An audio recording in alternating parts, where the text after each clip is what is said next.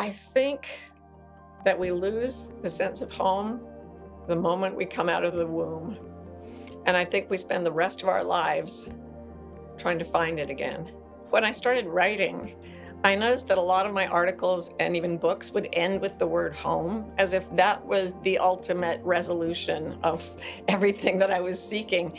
And I think it gave me this huge hunger for something I had never experienced. That homing instinct, I think, exists within all of us. And the physical environment of the home, I believe, always reflects the inner lives of the people living in the home. So houses became very important to me early in my life.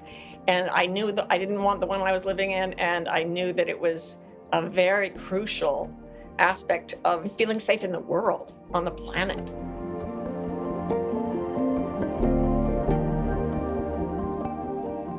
Great to meet you, Martha. How are you? I'm very well. So wonderful to meet you. What a great podcast. Oh, thank you. I appreciate that. Well, likewise. I'm a big fan, and I'm really interested actually to sort of look at your work today through the lens of the home, because I think it's kind of fascinating. And so I think the first question that I'd like to ask you, that I often start with, because it's quite instructive, is how would you personally define the word home? Would you say? In one word, I would say sanctuary. To broaden that, I'd say it's a sanctuary of peace, beauty, comfort, and harmony. That's lovely. Well, that sounds like it's quite an important thing in your life. But let's go back to your childhood home first of Ooh, all. must I'd we? like to. I know, quite. I know, I know. Well, some of the people watching, listening, will have come across you and know about your story. Other people won't necessarily. Are you able just to tell us a bit about your childhood home, what the kind of emotional atmosphere of that was like, the context of where how you grew up? It'd be really interesting. Yeah. Well, first of all, it was chaos. I grew up in a home in the heart of Mormonism, and my father was a kind of a bigwig in the Mormon church. And this was in the 60s, 70s, and I was the seventh of eight children living in a very small house with a clinically depressed mother. I mean, everybody was clinically depressed. I was, there were all these people crammed into this space, and it was just filthy. And I use that word advisedly. I remember learning the word squalor and thinking, oh, this is living in squalor, quite young, to the point where the house was a source of incredible shame for me and my siblings. And I was actually told, they were in their teens when I was just starting school. And they said, if you start to make friends and someone wants to come over to the house to play, end the friendship. Don't, it was like we were spies trying to hide the way we lived. It was a very dominant force in my childhood and very, very unpleasant. Wow, that is strong. Cool. Where was this? This was in Provo, Utah. Okay, which is like what? So if you go to Salt Lake City, Utah, there's a lot of Mormons there. If you want to find more Mormons, you go south 50 miles to Provo, the Utah Valley, the most Mormon place on earth. Also the place of highest use of anti-anxiety and antidepressants in the world. So Okay. it was a very cult-like atmosphere looking at it from here. I didn't know that. I didn't know anything else existed. But it was a strange culture. It really Okay. is. And did it feel safe as a child? No, no, no. I would go outside for shelter, quite literally. I tried to spend all the time I could outside, be in the house as little as possible. And when I was in the house, I was either reading or drawing. I had my eyes fixed on something this far from my face, so I was dreadfully nearsighted. But it was like creating my own little cave within that place that felt like I could get beauty, comfort, harmony, peace. Yeah, we all have our ways. Okay, that's interesting. So the way you've described home really is the diametric opposite of what you actually had growing Yeah. up. So Hmm. you've obviously had to learn that. I mean, how did that lack of safety, as you put it, sort of affect your sense of home and how you would have thought of home at that point? Well, I noticed when I started writing, I noticed that a lot of my articles and even books would end with the word home, as if that was the ultimate resolution of everything that I was seeking. And I think it gave me this huge hunger for something I had never experienced, which was that sanctuary. And so home became this dominating force, which is why I love your podcast so much. That homing instinct, I think, exists within all of us. And the physical environment of the home, I believe, always reflects the inner lives of the people living in the home. So houses became very important to me early, early, early in my life. And I knew that I didn't want the one I was living in, and I knew that it was a very crucial aspect of safety, feeling safe in the world, on the planet. Yeah, couldn't agree more. So how then did that childhood environment reflect the inner life of your parents? I mean, did you have two parents? Yes, I did. And whoa, they both, like everyone in the community, sort of lived in service of the church. Mormonism is what's called a life world religion, which means it's not a go to church on Sunday religion. It's a every thought you think religion. And, they'd been raised, my father was raised by pioneers who taught him that the church was everything. And so he taught religion, and he was an apologist. He was a scholarly apologist of Mormonism, considered the most important in the church's history. And my mother, this is a low blow, but when I was growing up a snarky teenager, I used to think that the only thing Mormon women were asked to do is prove that they could breed well in captivity. So, you have as many children as you could, and she did, far beyond her body's capacity to do it in health. And then she just lay down and cried for the rest of my life, as far as Wow. I know. It was bad. My father was intensely dissociated and strange, and my mother was just gone. Yeah. Wow, God, that's heavy, isn't it? Are they still alive? No, they both passed away, and yeah, I'm actually really glad for them. It was not an easy life for either one of them. So when did you first realize, Martha, that this childhood of yours was not the ordinary childhood and that it was starting to affect you? Well, I know it's funny that we're talking about the house, the home, because that right away, I knew we were different in a negative Okay. way. I knew that it was not okay to be living the way we were living, and that it affected everything. That I carried a sense of fear that someone would find out. I was hyper vigilant and sort of in internal chaos in the house. But then I grew up and went off to college, and that's when I realized that there was something, I was not functioning like other people were functioning. I mean, just to give you an example, sorry if this triggers anyone out there. Um, I first remember contemplating ending my own life when I was 6. And that was just kind of a constant friend to me, the possibility of an exit, an early exit through my teens. And then, I was 17 when I went off to college, and was stunned to realize that not all of my classmates contemplated suicide on a regular basis. Like, that was considered unusual. And I had no idea. Like, what would life even be like if you weren't always contemplating suicide? I knew then that I was very different, and I was completely unable to connect. And I remember picking up my roommate's psychology textbook for beginning psychology, and opening and reading things about having significant others and having a sense of safety, and just thinking, this is how people feel inside. This is nothing like the inside of me. And I was so depressed, I took the next year off, and my brother took me to a therapist, thank God. And the therapist told me that when my brother came to see him, because my brother was in his 30s by then, he listened to my brother for the first hour of therapy, and then he said, "How many siblings do you have?" And my brother said, "7." And the therapist said, "I'm going to be rich." You're right. Wow. Yeah, it was messed up. Wow. God, that crikey. So having suicidal thoughts from the age of 6, that's That's really, really difficult, isn't it? I mean, we talk a lot on the podcast about the body being a home of sorts as well. It's a Yeah. link that so many people have made over the years. But if you can cast your mind back to being that young girl, how did you feel in your body out of interest? Oh, horrific.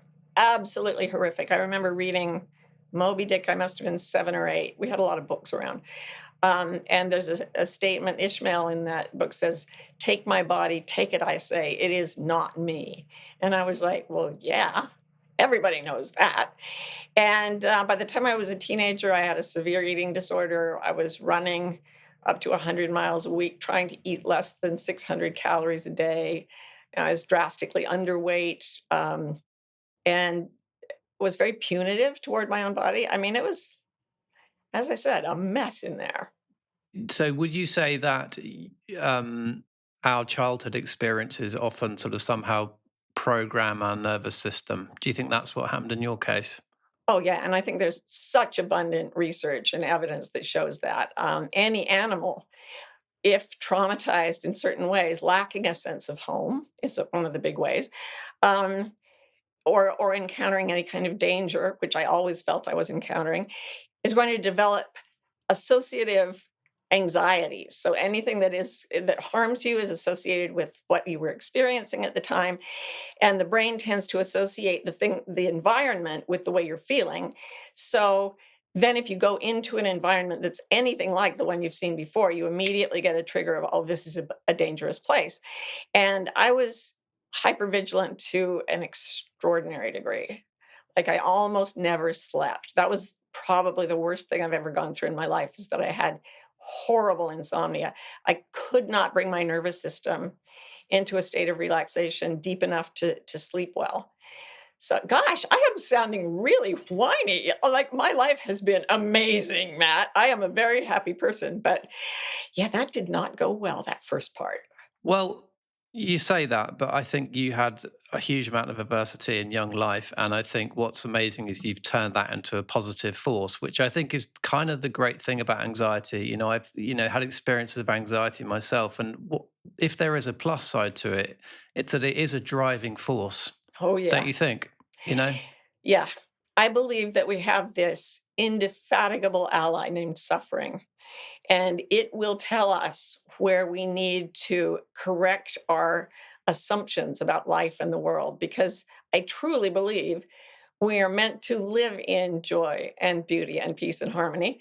And when there's something off in our environment, our psyches don't like it. And so they won't just lie down and accept it. They keep goading us with fear, with sorrow, with whatever the psyche has to say, not this, find something else. And I think that's a huge gift. Yeah. So thinking then you've made the link there between anxiety and the environment. Out of interest, what sort of places, environments, I mean, in terms of like the built environment, Mhm. when you were going through that stuff, did you find particularly difficult to deal with? I mean, obviously home was not a place of safety, but where in the kind of wider world? Was it good or was it bad? Was it, well, both actually. I spent an enormous amount of time outside. I was obsessed with being outside of any structures whatsoever. Um, but I loved school. The way that young children go into a schoolroom and put their drawings on the wall and the teacher decorates it with cartoons and things, that felt incredibly soothing to me. I was in church a lot. And though it didn't thrill me, parts of it did. Parts of it did. The acoustics of a church, stained glass windows are a bit of an obsession with me, because that was a source of such beauty. Uh, and that was pretty much it, because those were the only places I went. Home, school, church. I love Really? the churches. Yeah. By the way, your book Beyond Anxiety is fantastic. Well, thank Do you. yeah, no, it's really it's genuinely. I mean, it's very practical as well as insightful, which I really like. Um, but what mechanisms did you develop for yourself that where you started to pull yourself out of this kind of negative spiral you were in? First of all, I just decided that I would refuse to give up the idea that I was meant to experience joy.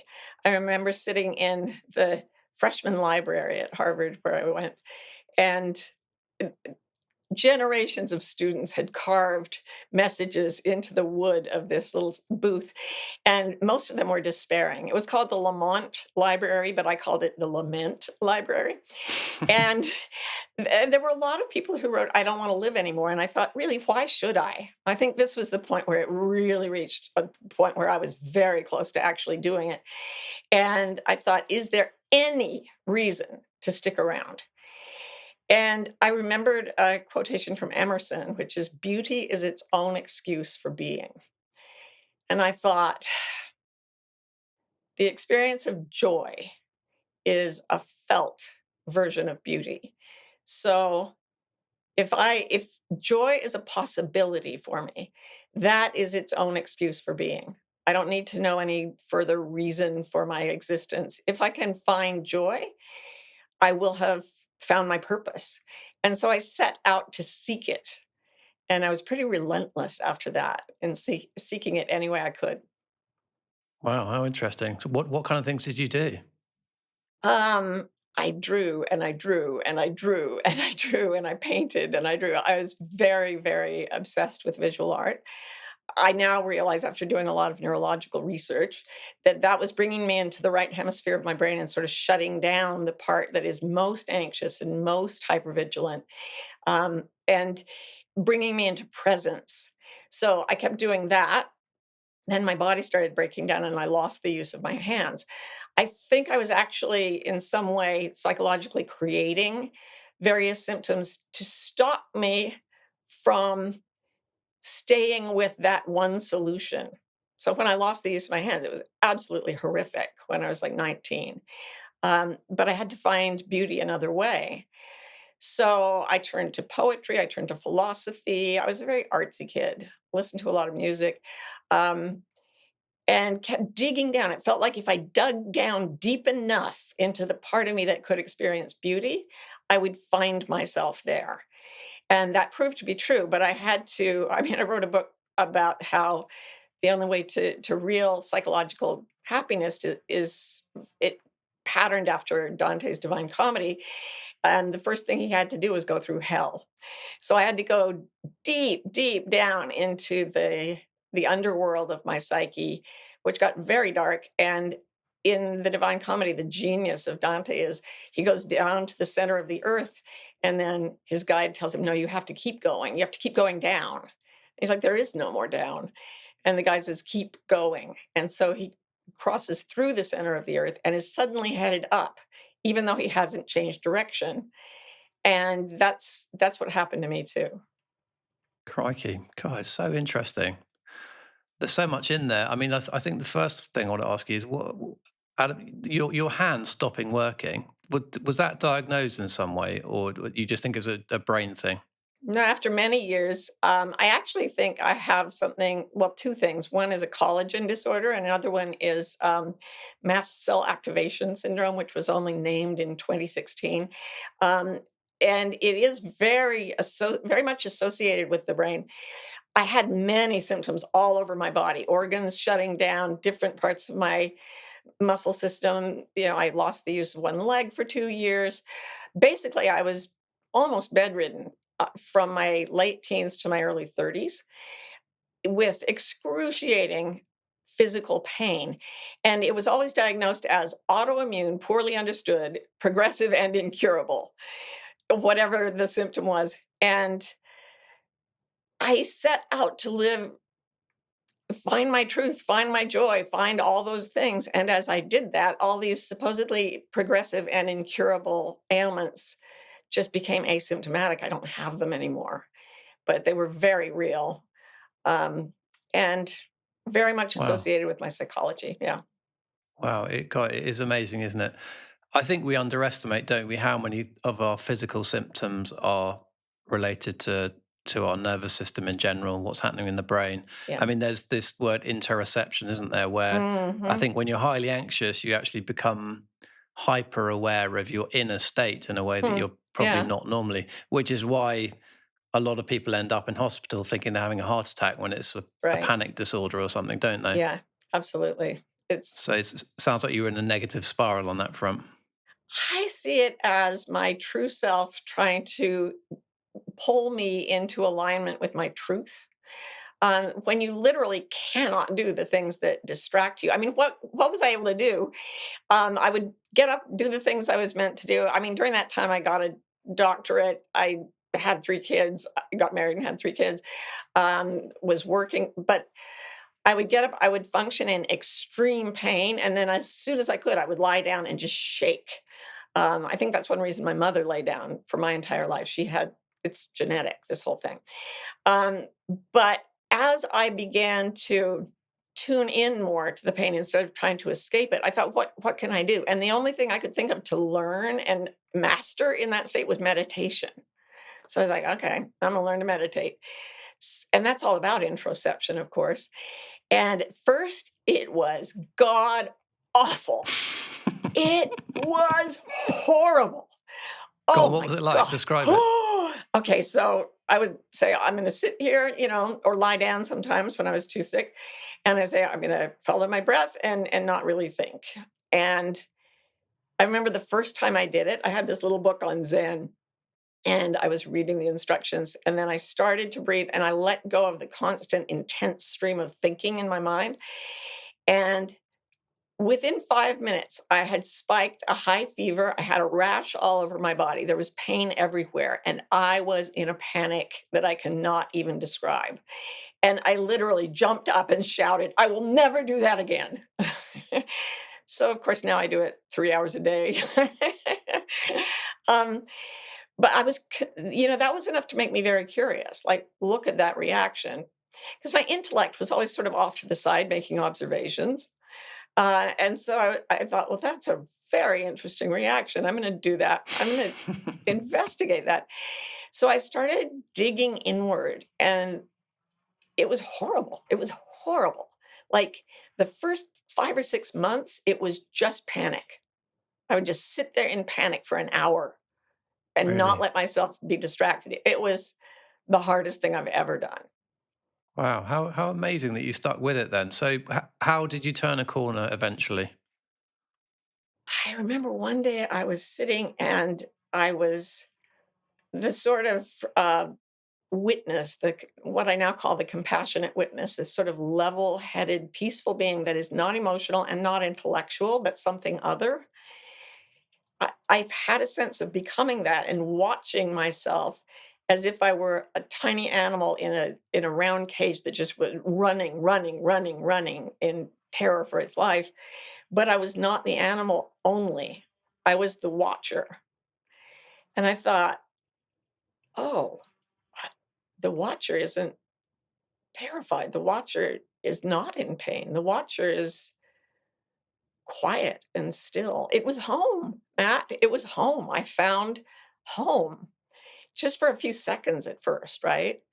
But then, of course, that's where I set out to go. And I went there again and again and again until my brain, I believe, started rewiring itself to go there instead of going into panic and hypervigilance. That's so brilliant. I am someone who would describe themselves as not really able to meditate, right? I'm that Mm, person that you started out as, not as extreme as that, but still fidgety, can't bear to be alone with my own thoughts in that way. yep. And I'm sure a lot of people are like that. So if you're quite a restless spirit, what would you say that it's how would you say that you kind of get to the point that you got to? And I guess the follow-up question is, why should we? Like, is it worth doing? Is Mm, it worth persevering? yeah. The first thing I would do is to make things soft. So, because I was in pain, I gradually created an environment of physical objects that helped me not be in pain, which meant like a good bed, um, soft blankets, soft pillows.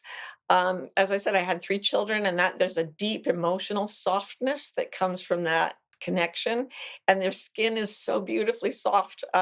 Babies were very healing to me, um, my babies. And if I were to do this again, I would, and what I do with clients as I coach them is create softness in your physical environment, and then start to create softness in your self talk. So if you find yourself thinking cruel, sharp, negative thoughts about yourself to yourself, you are locked in with your worst enemy. So it can happen, like, I think, oh, I'm such a loser. And then if I catch it, I say, all right, sorry about that. There's part of me that thinks I'm a loser, but none of us is a loser in the end. Like, point me to the baby in the nursery who's a born loser. Everybody's perfect. Um, just softening the way you talk to yourself and the way in which you go through the physical day. And then within that container of softness and sanctuary, take 5 minutes and say, terrified self, I know you're not going to like this, but I'm going to sit still because I want you to be able to rest. And for me, being able to rest was the key to healing my body, ultimately healing my psychological problems, and going more and more deeply into the sense of home, which I think you celebrate on the podcast. But when it comes, there was this moment when I was meditating in the woods in California, because I moved to the woods at a certain point. I was in a house almost completely glass where I just was in a forest all day. And I remember sitting there and I'd been meditating for hours. I would put bird seed on myself and sit there immobile. And then Oh, the wow. birds would land on me and the chipmunks and the foxes would come to check me out. And I would just sit there absolutely still. They knew I was alive, but they learned I wouldn't move. So they just came. And one day I was sitting there and I was just in love with these little animals and with the forest itself. And then it was like I had been drilling down in some kind of bedrock inside me that I thought was eternal, like it went forever. And something punched through. It was almost audible. Boom. And from that perforation emerged a sense of sweetness, this delicious, incredible blend of love and connection and peace and the celebration of the beauty of the planet and of being human. And it reminded me of sacred texts connecting a state of spiritual centeredness to water. I think in the New Testament it's called a well of living water. It felt like water to me, and it was so quenching and so cooling. And yeah, I would say I know a lot of people who have done many substances, anti-anxiety stuff, psychedelic stuff, heroin, all kinds of drugs. I haven't taken all those drugs, but I suspect they're trying to feel the way that feels. So Wow. yeah, it's worth it. That's how amazing. Is that something that you've felt numerous times, or is that kind of a one occasion thing? No, no, you can go back. It's all about Really? wiring your brain to go there. Your brain is capable of all these emotional states. It's a physiological instrument, but we're constantly doing our own brain surgery because any thought we think create, especially if we think it with strong emotion, will create literal wiring that enables us to think that thought again more easily and with more of a sense of conviction of belief. So if you say Hmm. I'm a loser 1,000 times a day, that's a very strong connection and very believable.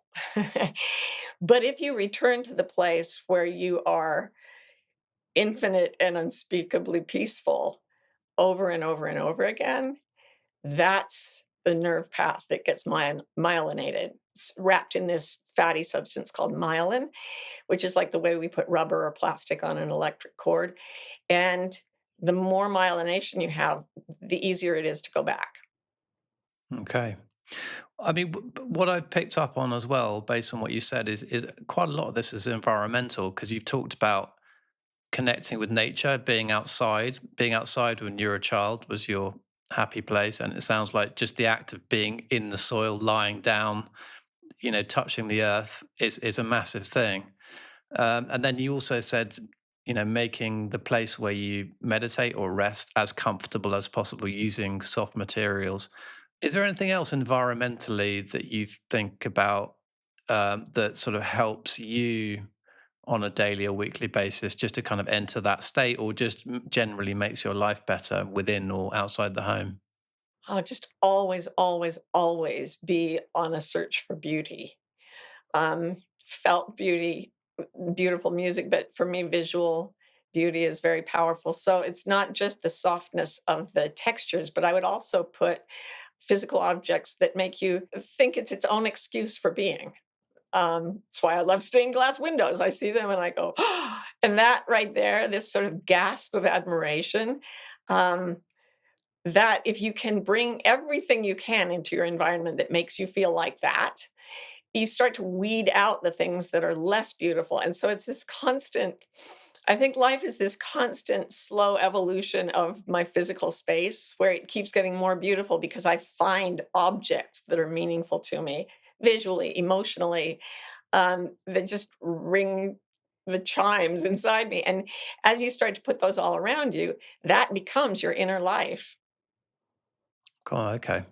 And with those things, is it because they're beautiful, or is it also because they tell you a story about someone you know or a place that you've been? What do you Yeah, think? absolutely.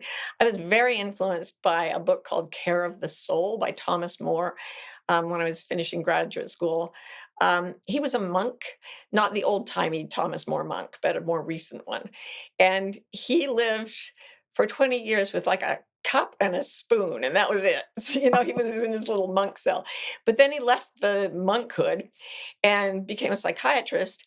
And when he went to furnish his first apartment, because he was a contemplative, he noticed that every time he made a choice, he had to choose one bar of soap out of many bars of soap.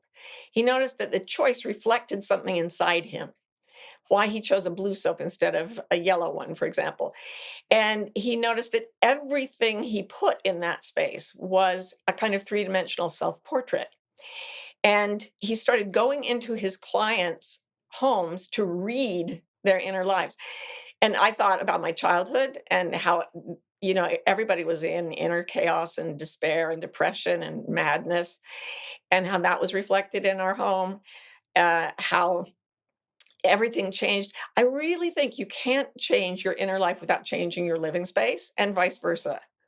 If you make a change in your living space, something changes in here, and they're always reflecting each other. Well, yeah. I mean, that's obviously in the context of this podcast. That's a fantastic statement, and I really agree with it.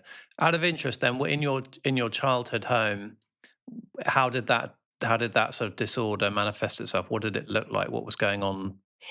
You know what? It's always a chicken and egg process. One thing creates the other. So living there was not a fun experience, but the despair that everyone seemed to be feeling was reflected back in an inability to create order. It was a profoundly disordered place. It wasn't just cluttered. There was something despairing about it. And I think both my parents were in a kind of existential despair. Both of them had given their lives to this faith, which I think literally drove my father mad and sent my mother into a lifelong depression. So they reflected that in the way they arranged the space, and then the space affected everyone else so that we felt more that way. It was just, yeah, everything's cyclical. But the good news is the moment you start to make a change in a direction that improves things, that initiates a cyclical change in a different direction. So, can you give us an insight into your current home that you live in now, then, and how from a sort of orderliness perspective, what's that like? It's so funny because I always lived in very new houses that were immaculately clean. And then last year, my family and I moved to a place in upstate New York, which is about 10 acres of forest and like garden beds. It's a beautiful property, but the house on it was quite old. And when we moved in, and I had to be around like surfaces that weren't absolutely clean, the woman who sold it to us was a house flipper. So she bought it, painted everything white without sweeping the floor, and then sold it again. At one point, Matt, she painted over a dead mouse. Like, this was not an orderly experience for us. I went into an absolute depression. I was like, "This is so pathetic." I write self-help, and I am just descending into madness again because it reminded me I had nightmares about it. I was just, more panic, the whole thing.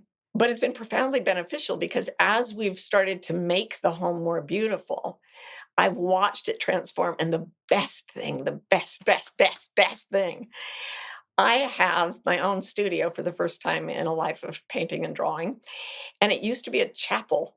We have an actual chapel with a stained glass window, which Oh, is this huge, airy space. The previous owner had, for some reason, built another room inside that room. It was bizarre. I smashed it down with a sledgehammer, and that was very therapeutic. Got myself a 40-pound sledgehammer, named it Dr. Love Taps, and just smashed that thing. Uh, and now it's like I walk in there and it's this huge, bright, airy space with a stained glass window where I go to paint, and it feels as though the world has given me this incredible gift because that's what I was creating inside. It's a perfect reflection of that place inside myself where that quenching sensation occurs. And it's just, I didn't really know that that's what I was moving into. I had to create it when I got here. But the more I discover about this house, we cleared away all this, brambles and things. And underneath it are these sacred sites and statues of the Buddha and Guan Yin. It's the place turned out to be a bonanza for my soul, but I also had to learn that you can clean up. I can clean up a mess and be okay. so what's it like for you now if things are a bit disordered or a bit chaotic in your home environment? What's that like for you? Oh my gosh. I mean, we had one of the worst winters in upstate New York history, which is saying something. And we Okay. had something called an ice dam where these huge icicles formed all around the house. And it was so cold they didn't melt for weeks, but the house is warm. So the icicles started melting into the walls, into the electrical system, into the roofing. And the whole house started to rain inside. And we weren't allowed to mess with it because of the electrical stuff, right? It was ridiculous. And I was so angry. I was like, I'm like in my 60s and this is where I end up.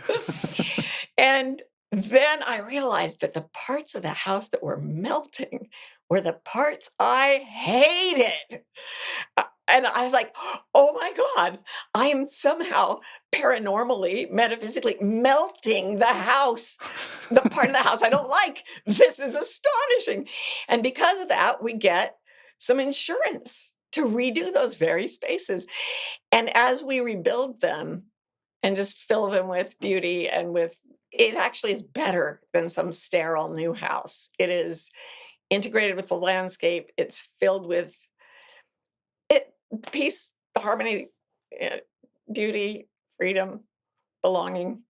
Yeah. It's very cinematic the way you've described that, the melting away of the bits that you didn't Oh, like. That's serious manifestation, isn't it? it was like a horror movie. And it exactly mirrored what was in my head. I'm telling you, you can't change your insides without changing your house. So interesting.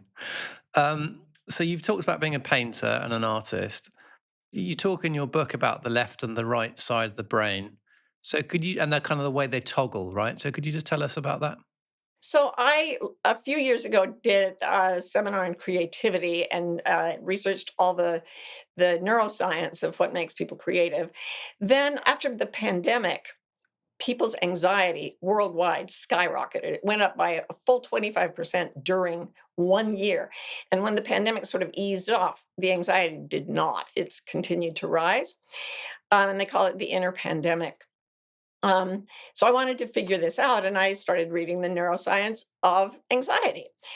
And about halfway through my reading, I realized that the same brain structures that I had been reading about being involved in creativity, but they were on in the right half of the brain.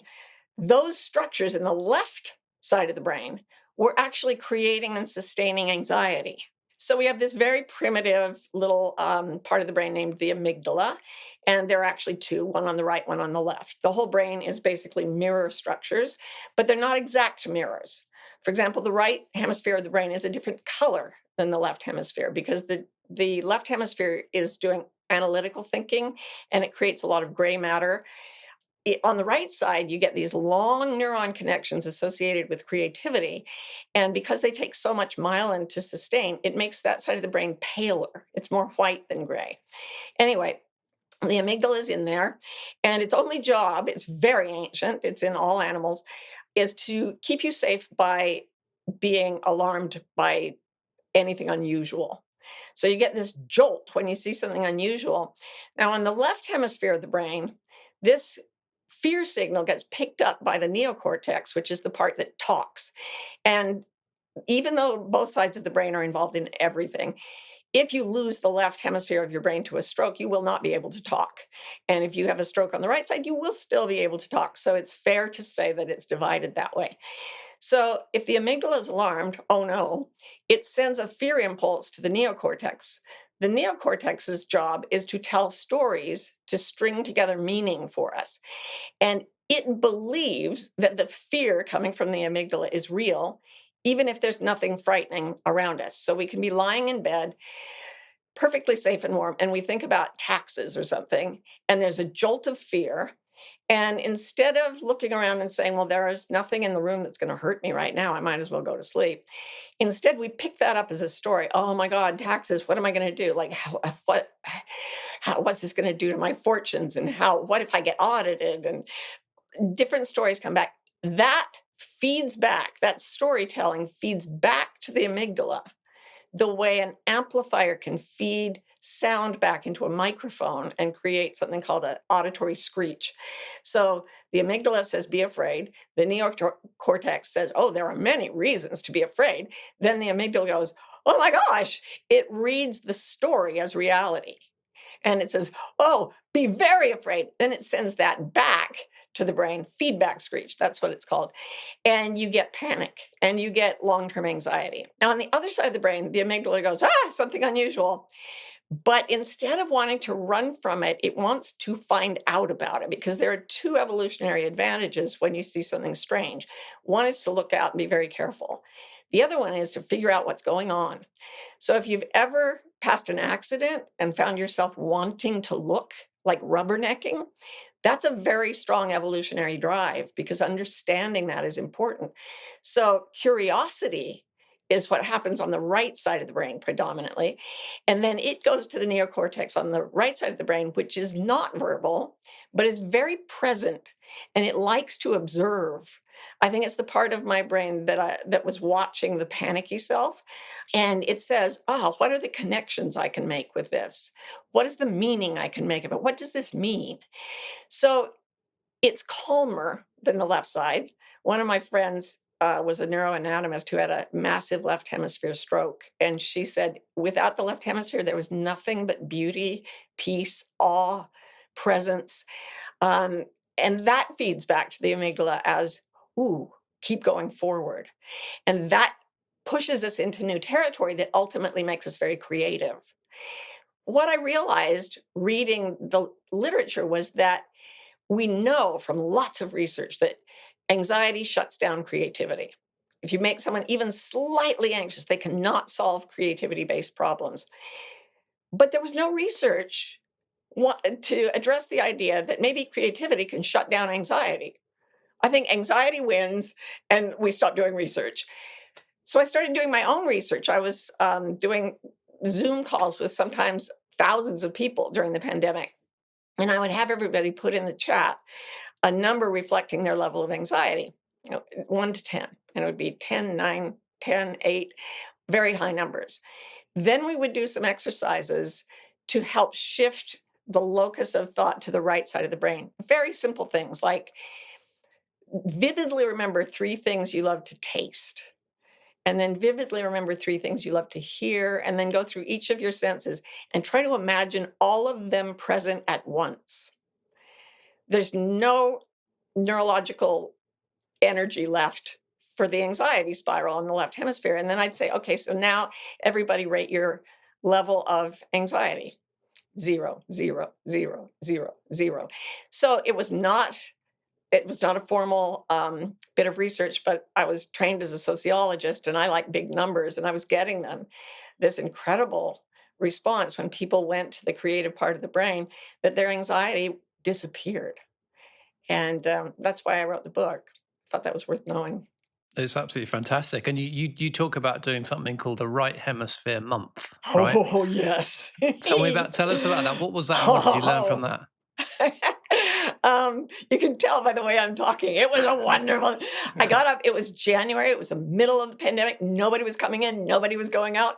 It was perfect for an experiment. So I thought I am going to do. And I hadn't been drawing or painting as much as I had as a child for a long time because it doesn't make money, and you have to make money. See. Um, so I thought I'm just going to give myself a month to just activate the right hemisphere of my brain, and I'll start with drawing, and I'll move on to other things. And I never moved on to other things. And I just got out. And the first couple of days I was a little rusty. And then I went into a state of absolute giddy joy that was just, whoa. I mean, it was just, it's, you cannot keep it from bubbling up when you're creating like that. Sometimes I get very angry at the drawing or painting. Why can't I make this work? But the joy was just incredible. Then I get to the next month and I couldn't stop. I was supposed to stop and write the book, and part of me was going, no, no, I will never stop, never. So I actually called a therapist, and she taught me about this one type of therapy. I said, I need some therapy on this. I've been painting and drawing every day, and I can't stop. And she's like, well, how do you feel about that? All this stuff. I feel wonderful about it, but it's the wrong thing to do. I know it is. And she, after about half an hour, this very academic, very professional woman says, full transparency, I am taking an oil painting class and I also cannot stop. Really? So, Matt, I never stopped. I never stopped. I had to wash the oil paint off my hands to do this interview. Really? Yeah. So do you have any formal training in it, or it's just something you took No, up? I did took my first year at Harvard, I took a drawing class, and the next year they hired me to help teach it. So most of my training was as a teaching fellow at Harvard in the art department, um, working under this brilliant professor, but I was mainly just self-taught. Amazing. So obviously the thing about creating in that way is it's playful, isn't it? And I think what you're describing is getting into a state where, as an adult, you're playing a little bit more like you did as a child. So why do we lose that instinct when we get older, do you think? Well, I think, there's a brilliant neurologist and philosopher named Ian McGilchrist of Your Great Country, and he has looked at these vast issues of anxiety, the hemispheres of the brain, the arts. And he says our entire modern society behaves like a person who's had a bad right hemisphere stroke. The way I put it myself is we're like a huge ship that has fed all of its maps and compasses into the engine. We've burned our sense of direction and meaning and purpose and goals in order to just move forward, produce, produce, produce this massive amount of wealth that is going preferentially to just a few people. And it's a very, very dysfunctional system. And it's what the left hemisphere of the brain does, according to McGilchrist, when the right hemisphere isn't getting to come to the table. It's cultural. Yeah. What about children as well in this? Because how do we encourage them to be creative and to be playful in a world that is very distracted, in a world that's Yeah. full of technology now? And technology has huge benefits, we all know, but there is obviously drawbacks as well. So yeah, Yeah. do you advise people or work with people with their kids and trying to engage them in that way a bit more? Yeah, I do. And I think there are two ways we can go off course. And the first one is to treat creativity as a nice, fun thing we get to do after the real work is done. Because if you Mm. look around you right now, everything that exists in both our spaces exists because someone was creative. It is not like the factory. version of work has only existed for the last few hundred years, couple of hundred years, and it's absolutely inhuman, but it's come to dominate everything. Schools were set up like factories, same size children learning the same task at the same desk, in order explicitly to create factory workers who would just sit and do the same tasks. So, saying to our kids, that's the real work. And over on the sides, we do these frilly little things with like music or acting or art or whatever, and treat it as something marginalized. That's one way to go wrong. And the other way is to say to the child, just move your body, just put color on the page. You don't need to make it look the way you're thinking in your head. Just, do something crazy and it'll make you feel good. No, art, the way children feel about it, the way I remember feeling about it, and the way my clients still feel about it is a really intense, um, joyful, but also very directive effort to create home, to find home in the world, to make things of beauty and peace, to express whatever's going on inside us. But I think a bad artist makes everything look fuzzy and fun. A good artist can show you the difficulty and pain of the world, and a great artist can show you the difficulty and pain of the world and find the beauty that goes beyond it. And that is something that is a noble effort, and it's hard. And to be able to say to your child, I have one child she's 30 something, but she was a piano prodigy. She begged for lessons when she was 4, and it was not enough to just make a sound. She wanted to make a specific sound. And I gave her all the space and all the time I even put a piano in her room, even though I couldn't afford it, because I didn't want her I wanted her to be able to practice without feeling embarrassed that she wasn't perfect yet. I would do anything to give someone the means of creating beauty. That's great. You put me in mind of my own eldest daughter, who's 13, so a bit younger, but she is a really brilliant artist, and it's innate. You can see it in her. She needs to create stuff, which is wonderful.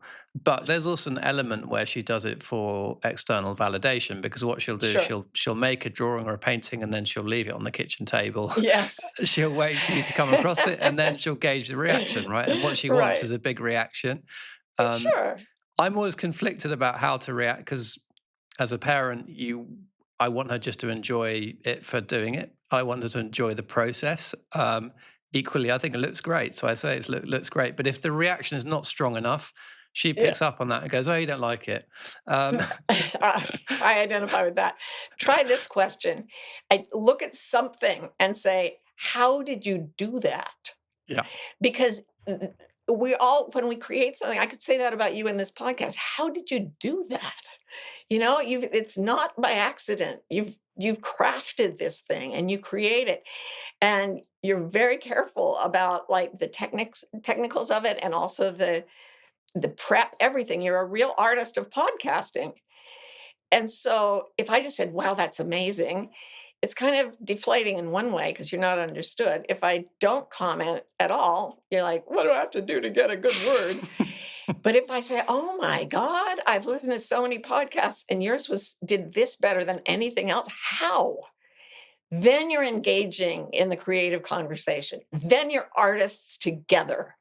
Whatever you're doing, even if it's computer code or math, it is. And that I think is part of the joy of being together, to be creating instead of frightening each other. yeah, that's a fantastic observation. I really like that. Um, you also talk in Beyond Anxiety about squirrel interests, which is such a funny phrase. What does that mean, and how do those help us? I was working with a client who had a chemical sensitivity and it could have killed her, but she had a service dog that was trained to sniff the chemicals and literally physically drag her away from them. And this dog was so well trained. It was at a seminar, and they came up on the stage, and he was absolutely sphinx-like, just still. And then she said, the only thing we can't get him to stop doing is chasing squirrels. He loves squirrels. And we had this conversation about how frightened she was of the world. And I said, well, what do you think this dog is trying to tell you about squirrels? And she said, maybe that there's danger everywhere, but there's also fun. And the dog whipped his head around, just going from absolute stillness to and just stared at her face. And she said, "Yeah, I guess there is fun. There is beauty. There is." And the dog went nuts. She started to laugh. He jumped onto her lap and licked her face. Then he jumped onto my lap and licked my face. And we have film of this. The dog went nuts. And I realized for me, like when I painted for a month and then couldn't stop, I was chasing my own brand of squirrel, right? Like, that's what I want to do. And I think we all have squirrel interests. I hope we do. And if you don't have any, meditate for a while. Maybe you'll find them. That's really good. If someone who's listening is feeling quite anxious, they're feeling quite disconnected from their inner self somehow, what would be your advice to them through the lens of the home? I mean, thinking about, we all exist in a space, a living space of some sort. What sort of one thing would you encourage them to do or to think about in relation to their home? Be gentle. So many of us try, even when I say to people, creativity shuts down anxiety, they try to push themselves to be creative so their anxiety will go away, which creates more anxiety. But if you say to this, if you're in a place and you don't have the energy to clean your house because you're sick, which was often true for me, be gentle. Clean off one surface, a few centimeters, and say, that's enough for today. You did well. Now rest. You don't like the way that looks? All right, we can talk about that, but just breathe first. It's not an emergency. Everything is always changing. The physical world, everything comes and goes, even mountains come and go. It's safe to be where you are. And then as you start to feel safe, you'll find yourself moving things, objects. And that cyclical thing begins where the gentleness toward your own amygdala is creating a calm response, which is causing you to make things calmer around you, which then increases the calm response for your amygdala. And you get a benevolent cycle going. Yeah, it's good advice. So you described at the start of this conversation a very difficult first home, a very difficult childhood experience of home. And you've also, and I'm really pleased about this, described a really positive current situation with your home, which sounds like it stimulates you creatively. So It's much. it's a safe space, right? So through that journey, how would you summarize what you've learned about the importance of home in your life, would you say? I think that we lose the sense of home the moment we come out of the womb. And I think we spend the rest of our lives trying to find it again. And the one thing I would say is that we don't do that because it's meaningless. My own personal belief system is that we do that because it is the great adventure. It is the hero's search through the underworld for the apotheosis, the sense of what is sacred and what is holy. And when we go on that journey ourselves, then we find the gift of the underworld, which is anything that is that sanctuary of beauty, peace, harmony, love. And our job in life is to bring that back to the upper world where we can make it physically real and then bring those we love to share it. And that, I believe, is pretty much the meaning of my life. Brilliant. Thank you so much, Martha. You're such an incredibly wise soul, and I think you're very generous with sharing your story, which is endlessly fascinating. Thank you. But yeah, thanks for all of your work. I love your podcast. Your book, your recent book, as I say, was brilliant. So yeah, thank you. Thank you for everything you put out into the world. It's just made everything so much more rich and yummy for me too. Oh, thank you.